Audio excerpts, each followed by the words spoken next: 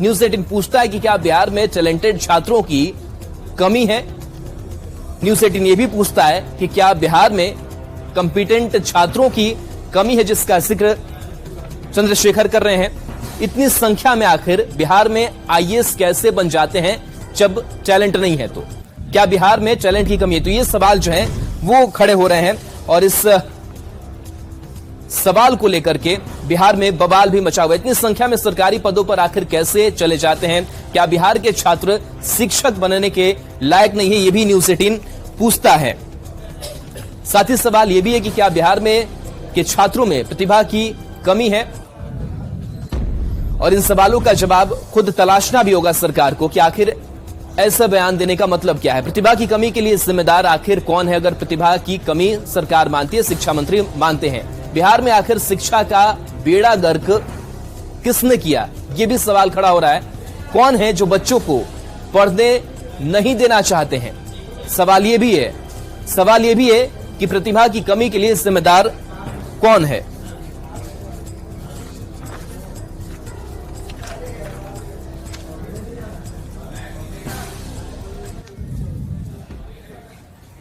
मंत्री जी को मैं बता देना चाहता हूं कि कम से कम बिहार में शिक्षक बनने की जो अर्हता है, न्यूनतम योग्यता है, उसकी जानकारी का अभाव शायद आपको है।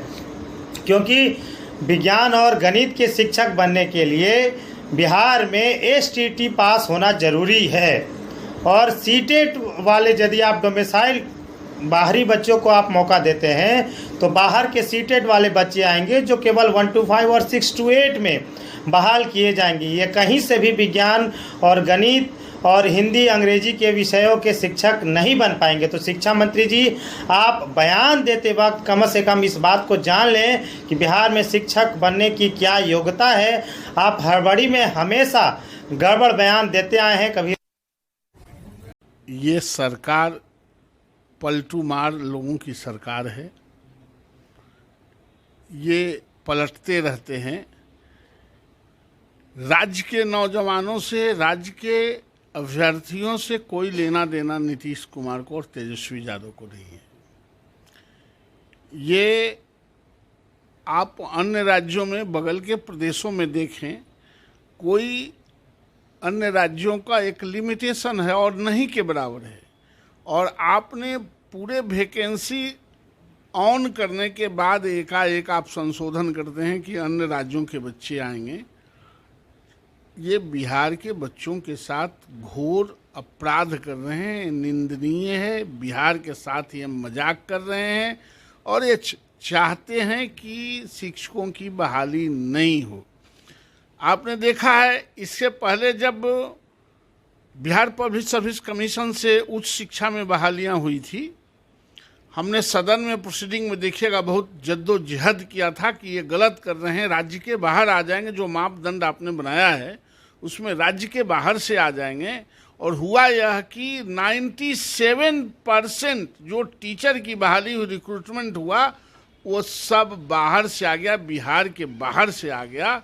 और मात्र 2-3% जो बड़े बाप के बाल बच्चे थे उनको ऑन किया। और राज्य का एक भी किसी विश्वविद्यालय में आप जाएं तो राज्य के पढ़े लिखे बच्चे नहीं मिले। ये भी आप बताइए ना विस्तार से, जब बताएं तो बड़े बाप के बच्चे आपने कहा उनको ऑन किया, कैसे ऑन किया? नहीं, वो तो यहाँ रात में कॉपी भी लिखा जाता है नीतीश जी के राज में। आप देखेंगे तो नालंदा के ही पूरा बहाली निकलेगा 200, तो उसमें 195 को नालंदे के रहता है। वो कैसे रहता है? इसलिए यह बात हम नहीं करना चाहते हैं। राज्य सरकार को नियुक्ति नहीं करना है और राज्य सरकार के खिलाफ बिहार के नौजवानों को जिहाद छेड़ना चाहिए। नीतीश कुमार को यहाँ से इस बुढ़े को ठेल ढकेल के भगा देने की ज़रूरत है। ये जब तक बिहार को रहेंगे बिहार को बर्बाद कर देंगे। बिहार के नौजवान, आप कहते थे तेजस्वी यादव कि हम 10 लाख देंगे, नीतीश कहते थे दोनों साथे हुए कि 20 लाख देंगे। किसको देंगे?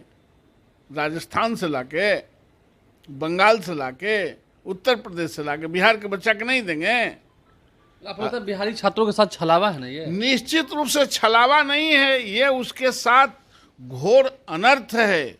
और इसका संघर्ष इन नौजवानों को करना ही चाहिए, हम लोग भी उनके साथ हैं। मतलब सड़क पर अगर उतरते हैं तो आप लोग साथ में हैं? निश्चित रूप से उस सड़क पर उतरे, जहां उतरे, सदन से सड़क तक, इन बातों के लिए जो उनके साथ घोर अनर्थ हुआ है उसके साथ हम लोग, मैं व्यक्तिगत और मेरी पार्टी खड़ा रहेगा। 1,70,000 पदों की बात हुई थी कि बीपीएससी के माध्यम से परीक्षा होगी, ठीक है, वो भी उन्होंने स्वीकार किया।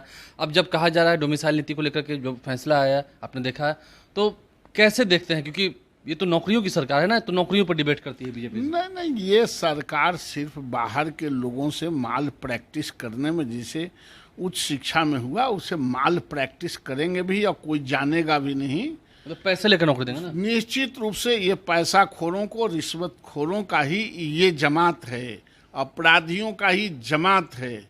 इसलिए अपने आप को एक्सपेंड करने के लिए उन्होंने तो पहले ही कह रखा, आप कह रहे हैं कि युवाओं को सड़कों पर उतरने के लिए आंदोलन करें, उन्होंने तो पहले ही नोटिस निकाल रखा है कि जो आंदोलन करेंगे, जो सड़कों पर उतरेंगे, उन पर कठोर कार्रवाई करेंगे। खा जाएंगे ही, इस राज्य के नाना हैं, खा जाएंगे। अरे यहाँ अंग्रेज दमन करने वाला भाग गया, ये नीतीश कुमार, अब चुनाव आने दीजिए ना, इनका पता चल जाएगा 24 में। आप उसका रहे हैं, क्योंकि आप उसका उकसा नहीं रहे हैं, ऐलान कर रहे हैं। तो आपके खिलाफ भी कार्रवाई हो सकती है। अरे हमारे खिलाफ कार्रवाई करे ना, उनके खिलाफ कार्रवाई करने से हम लोग डरते हैं। ये नौजवान है और नौजवानों के जवानी का कीमत आप एक तो कि आपने 5,000, 6,000, 7,000 से शुरू किया, और आज जब संघर्ष करके इतना मकाम तक आया है तो उसको जलील करने के लिए आप तरह तरह के आप रास्ता निकालते रहते हैं। इस आदमी को अपॉइंटमेंट नहीं करना है। ये जानबूझ के यूनिवर्सिटी सर्विस कमीशन से भी जो बहालियां हो रही थी उसको भी हाई कोर्ट ने बंद कर दिया है, इसको भी बंद हो जाएगा। ये जानबूझ के चाहते हैं कि यह कहने के लिए कि हाई कोर्ट ने बंद कर दिया है, नाजायज करेंगे। ये बंद होगा तो कहें कि मैं क्या करूं, मैं तो बहाल करना चाहता था। नीतीश कुमार चलते हैं पश्चिम, दिखते हैं दक्षिण। एगो कहावत है, खाते हैं ओरी और ताकते हैं बरेरी। लेकिन आंदोलन होगा, निश्चित रूप से अभी होगा। आप सदन में मानसून सत्र होगा तो आप एकदम सबसे पहले मानसून सत्र में जो सदन होगा उसमें शिक्षकों के और नौजवानों के मुद्दे उठाए जाएंगे।